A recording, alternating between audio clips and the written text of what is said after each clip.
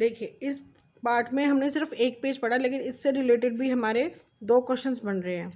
ठीक है, एक तो हमारा क्वेश्चन ये बनता है कि सोनजू में लगी पीली कली को देख लेखिका के मन में कौन से विचार उमड़े।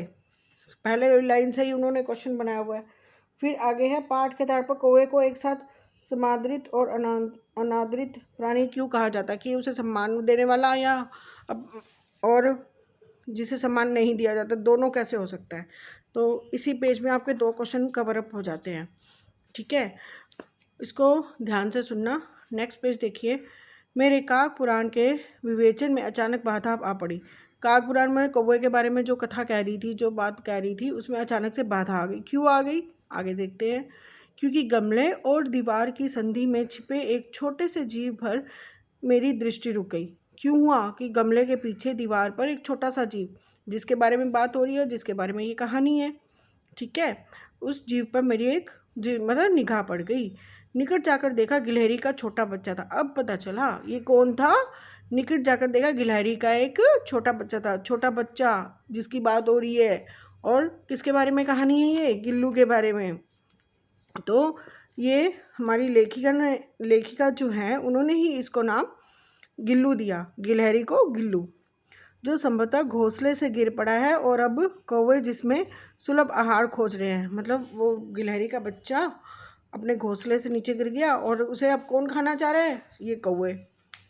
काकद्वय की चोंचों के 2 घाव उस लघु प्राण के लिए बहुत थे, अतः वह निश्चेट सा गमले से चिपटा पड़ा था। कि कौवे ने अभी सिर्फ चोंच ही मारी थी उसको 1-2 बार, उस छोटे से प्राणी के लिए वही बहुत थी। उसी में वो घायल होके वो कहाँ छुप गया था, गमले से चिपटा पड़ा था।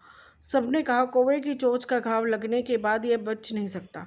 सभी ये बोल रहे थे कि अब तो कौवे की चोंच लग गई, अब ये नहीं बचेगा, मर जाएगा, अतः इसे ऐसे ही रहने दिया जाए, अब इसे छोड़ो मत, अब रहने दो इसको। परंतु मन नहीं माना, लेखिका का मन नहीं माना, क्योंकि वो बहुत ही भावुक थी। वो कहती कि उसे होले से हल्के से हाथों से उठाकर अपने कमरे में लाई। फिर रुई से रक्त पोंछकर घाव पर पेंसिलिन का मरहम लगाया, उठाया, उसकी जैसे कि फर्स्ट एड करी उसने। रुई से उसका घाव पोंछा, खून पोंछा और उसमें दवा लगाई। रुई की पतली पत्ती दूध में भिगोकर जैसे जैसे उसके नन्हे से मुंह में लगाई, पर मुंह खुल ना सका और दूध की बूंदें दोनों ओर ढुलक गई। उसने उसको दूध पिलाने की भी कोशिश करी, लेकिन उसने मुंह नहीं खोला छोटे से प्राणी ने। कई घंटे के उपचार के उपरांत उसके मुंह में एक बूंद पानी टपकाया जा सका। बहुत उसने कोशिश करी, बहुत घंटों के बाद तब जाके उसके मुंह में एक बूंद पानी गया। किसके, गिल्लू यानी गिलहरी के।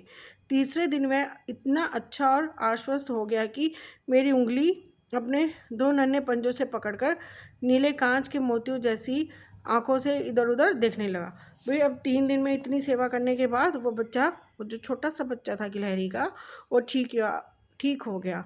अब उसने क्या किया, अपने दोनों हाथों से, मेरे दोनों पंजों से मेरी हाथ की उंगली को पकड़ा और अपनी ये कांच जैसी मोती आँखों से उसने मुझे देखा। 3-4 मास में उसके रोई जैसे बाल, छब्बीदार पूँछ और चंचल चमकीली आंखें सबको विमस्त करने लगी। अब वो सुंदर हो गया, 3-4 बाद वो सुंदर हो गया, उसके लंबे बाल हो गए। जैसे आपने गिलहरी देखी कैसी होती है, पीछे छब्बेदार मुँह पूँछ होती है उसकी, चमकीली आंखें, तो बिल्कुल वैसा हो गया। हमने उसकी जातिवाचक संज्ञा को व्यक्तिवाचक का रूप दे दिया।